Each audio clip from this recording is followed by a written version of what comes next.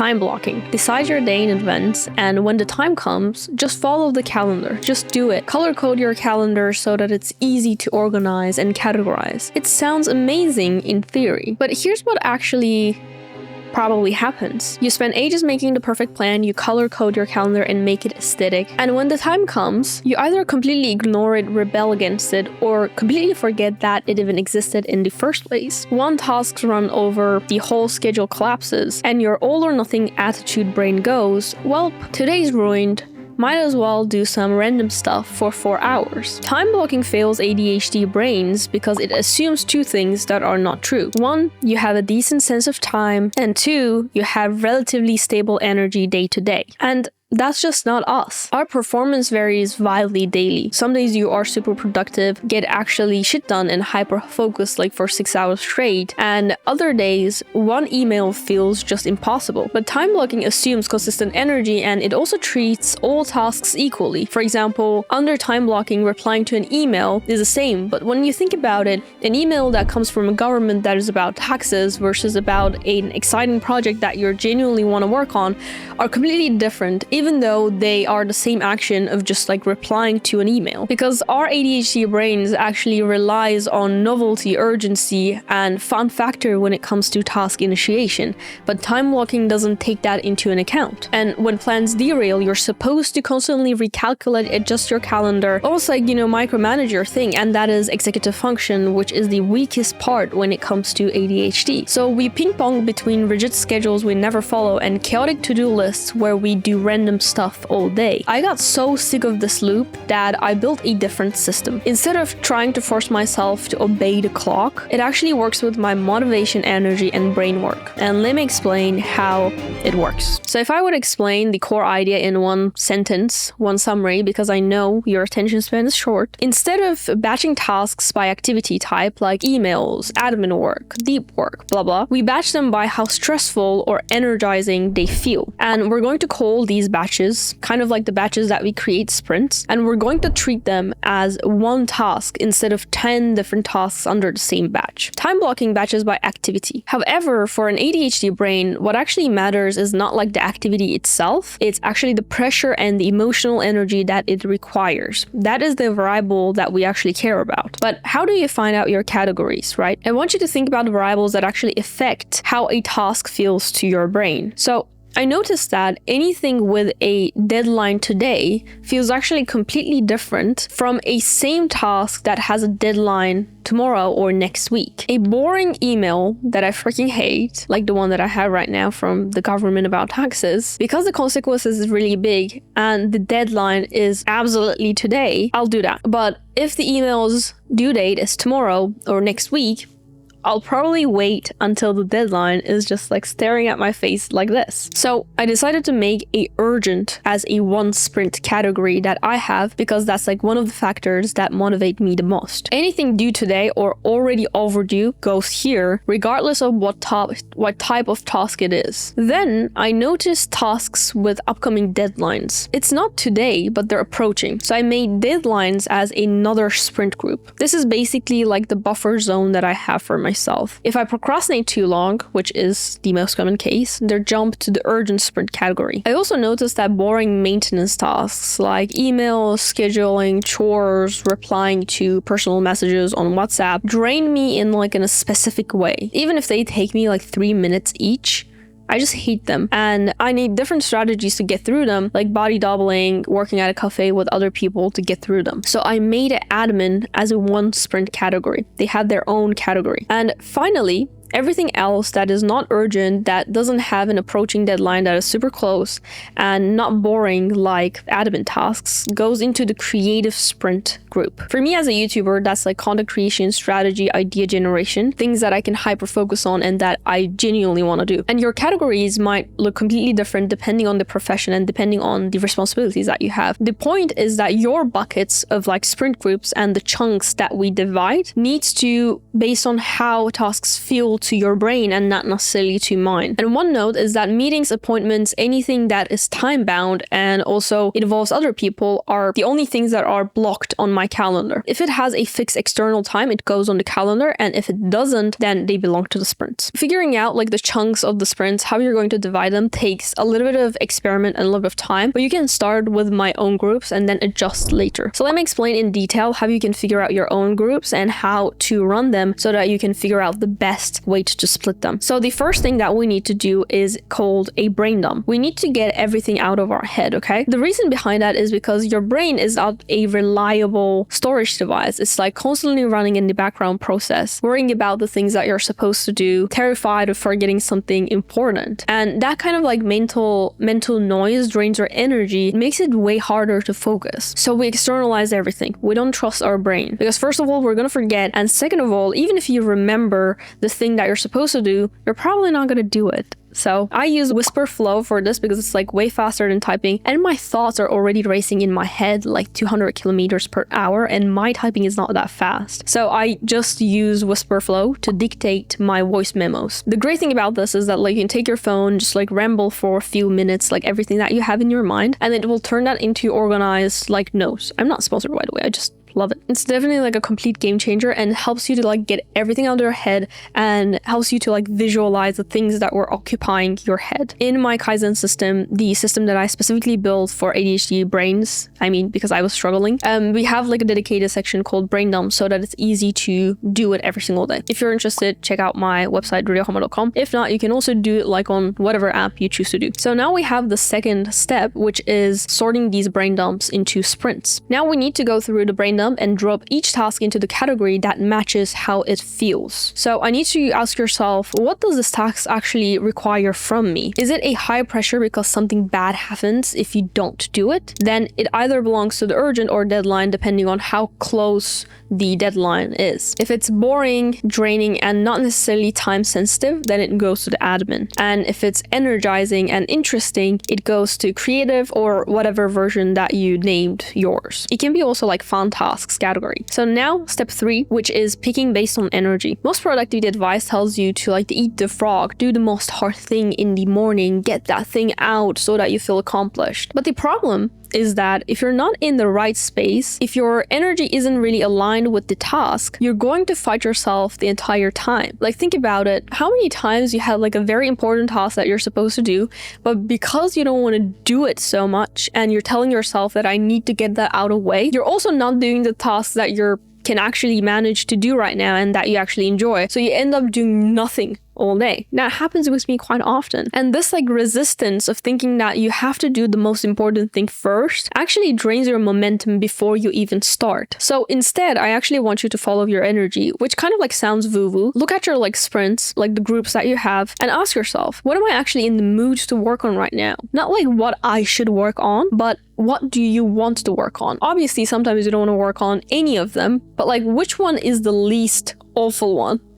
Because when you're working on something that matches your current energy and current like mood that you have, you are not fighting resistance, or like fighting it less at least. And once you build that momentum and kind of like unlock that, and once you start to kind of like heat your engine, almost like your brain as an engine, like that momentum spills over into other tasks. Some days, for example, I start with the creative sprint that I have instead of urgent, because maybe I am more in the mood to come up with ideas. But sometimes I'm like, I don't really have any ideas. I don't want to do anything that's like urgent right now. I look at it and I'm like, okay, let me start with like some admin tasks. Let me like listen to music while I'm doing it. And once I get into the mood, I go into the different sprints essentially. So there's essentially like no prescribed order how you're going to tackle the sprints. And the important thing is that you work through the sprint as one chunk. Before you finish that sprint, you don't move into the other sprint. You might ask, why am I not like supposed to take a break? But the reason is that task switching kills momentum. Every time you stop working, even like for a 5-minute break, your engine actually cools down. With ADHD brains, like our task switching is like one of the things that we struggle the most. There are so many times that I even like hold my pee to go to the toilet because I'm working on a thing, working on something and I'm actually in the flow. And if I go to the restroom, I'm going to break that flow. So I wait until I finish it, even though I know it's not healthy. I just forget it. So instead of like scheduled breaks, you work through your sprint like as a one chunk and then rest. So you go through, let's say like sprint 1 urgent, you go through them in whatever order that you want to do within that sprint. And once it's done, you take a good long break and then you come back and do another sprint. Now, like to make this realistic, your sprints should be around like 2 to 3 hours max, so that like you're not forcing yourself to sit down and do 6 hours of work or something, even though I sometimes do it when I hyper focus. You're not trying to clear every single urgent task you have in one sitting. You're working through a manageable chunk. So for that, we have to adjust our sprints, because if everything is in the urgent category, are they actually all urgent? There should be a priority order. So we have to like group our sprints into 2 to 3 hours max. And if you can't focus that long, the chunk can be also way smaller as well. The important thing is that you have to go through it in one chunk, no matter how boring it is. You only see 4 tasks actually. You only need to do 4 different tasks. And when I see my sprints visually, kind of like a Kanban board, it feels way less overwhelming for me, and it only requires me 4 activation kind of like engine starts instead of like 60 different starts if it's an individual task. Now, like you might be thinking, okay, like follow your energy sounds great, but without structure, it can turn into infinite procrastination. You just keep doing whatever feels good and avoid the harsh stuff forever. So for that, we actually need a guardrail. Mine is the daily highlight. Essentially, daily highlight is that the one thing that I identify every single day that makes today a win. Just one, and that is my daily highlight, which is the core concept in our Kaizen system. And then I follow this rule. I follow my energy freely and pick the sprints that I want to do until 4 p.m. And I work on like whatever sprint matches my mood, right? But if my daily highlight isn't started by 4 p.m., I switch it to it immediately, even if I'm in the middle of a sprint that I'm doing. There's no negotiation around that. And then I also have another stop, which is 9 p.m. I don't work past 9 p.m. unless it's absolutely urgent. And this creates like a daily deadline, and your guardrail for your daily highlight, as well as when you stop working, will obviously depend on your work schedule. But having those two things as like a almost like checkpoints really like allowed me to have the perfect balance of structure, but at the same time freedom, so that I don't rebel against it, but also I don't do random shit. And when there's like this 9 p.m. hard stop deadline, I can't procrastinate infinitely, right? Like I can't say, oh, I'll do it later tonight, or I'll pull on an all-nighter, which was like one of my favorite excuses actually. But I feel like I'm kind of getting older that I can't pull an all-nighter anymore.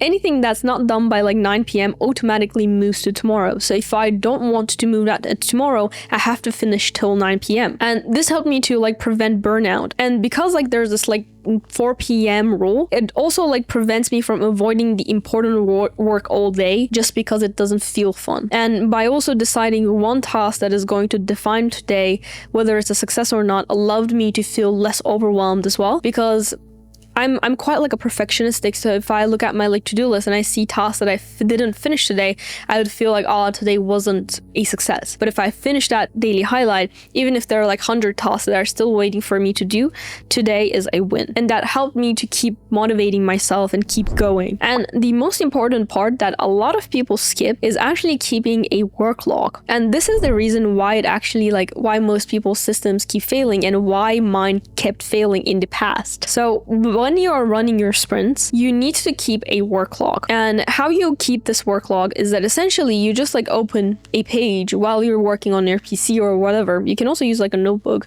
and you keep that tab constantly open. And whenever you switch to a different task or you start doing something, you just log like the time. For example, I'm keeping a work log while filming this video, and I literally have like, I started filming from like 2 p.m. and I wrote it down like filming. And if I look into my work log, it looks like this today.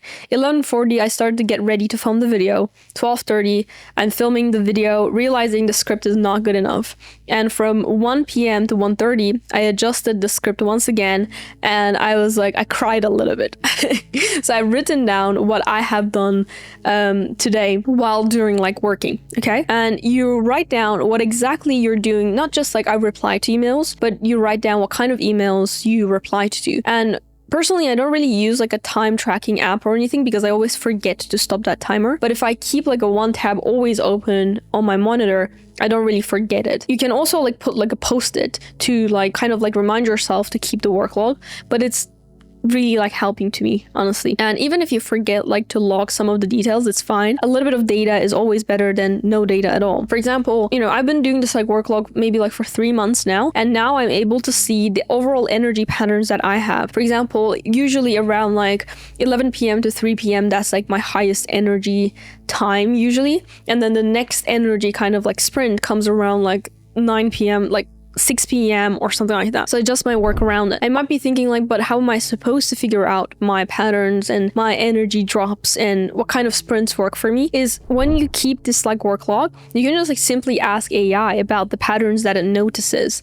and what kind of sprints actually provided the best results. After a few days of logging, just like paste your work log into ChatGPT or Cloud and ask these questions. What patterns do you see? Which times of day was I most productive? How long did different task types actually take? What sprint order might work better for my specific patterns? Let the AI do the pattern recognition. You're probably too lazy to do it anyway, and it will require a lot of brain power, so skip it. And you might discover that, like, for example, admin work is actually better when you do it around like 5 p.m. instead of 10 a.m. first thing in the morning. And it will also help you to like understand how long each sprint will require from you and what kind of responsibilities you actually have. And based on what you learn, you change something. Maybe you need to reorder your sprints or change the sprint categories that you have, because maybe you realize you actually have maybe like 3 chunks instead of 4 chunks, or maybe you have 5 chunks instead of 4 chunks. You make the change and you run the same sprints again, and you keep the work log and you keep analyzing essentially. This is all based around the Japanese philosophy called Kaizen, which means continuous improvement, that Toyota actually uses to make their cars. And it consists of 4 steps: plan, do, check, and act. It's a continuous cycle of doing things,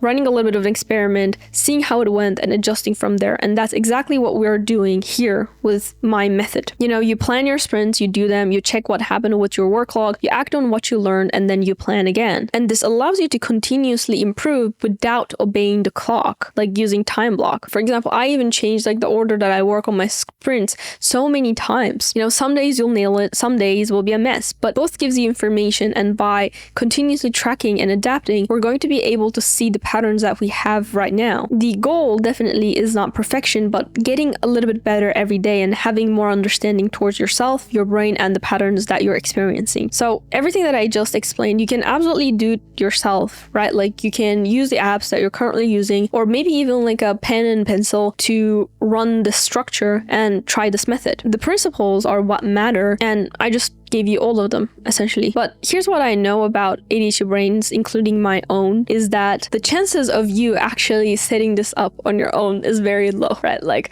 how many of you actually stayed till this point of the video? You're maybe reading comments, maybe you're scrolling Instagram while watching this video. So you're not even watching the video. I know you. And the chances of you opening this on your PC and then setting this up from scratch is 0.1%. If you did it, I'm proud of you. My stomach rolled. I'm so hungry. But anyway, you might maybe like do the first steps and you'll get overwhelmed and abandon it, and you're like, this didn't work again. You will start to look for another method. That is actually the exact reason why I built my Kaizen system. Everything I just explained is already built because that's the method that I use every day. The brain dump space, the daily highlight, the sprint categories, how you organize them, how you categorize them, the visual board version of it, all of them. You don't have to set up anything out. You just like start using it from day one. And when you get my Kaizen system, you also get access to our Discord community, and you can see how other people with ADHD have customized their sprints, and you can ask questions to other users, how they adjust theirs, how they categorize theirs, or you can also ask me directly if you're struggling with it. I'm also in the Discord chat. So if you're interested and if you want to check it out, check out my website, radiohama.com. If you can't invest in it right now, that's completely fine, to be honest. Everything I explained in the video still works. What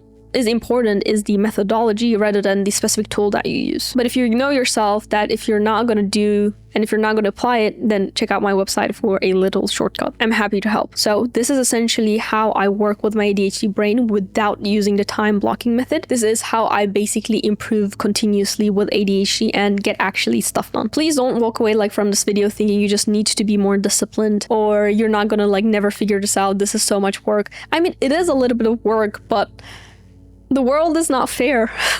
You have to accept that. Like, I had this grief over time, like thinking, why the hell do I have to do just to get stuff done? But complaining and crying about it didn't help, even though I did a lot. You have to make like some sacrifices. And I know it's kind of difficult, but I am in the Discord community. So if you need help, I'll also happy to help you. And I'm also planning to host some free live streams where we get together, get stuff done, plan our days, and, just like be productive. I'm going to do like some live streams on my channel. So subscribe if you want to join the body doubling sessions. But if you're interested into my Kaizen system, check out my website, rudiohama.com. And also if you're wondering like, okay, sprinting system is cool, but even when I make plans that are quite approachable, I never follow them. Like, why the hell am I not able to follow? Then watch this video next, because making plans and following them are two completely different skills. And in this video, I discuss how to actually follow the plans that you make with ADHD.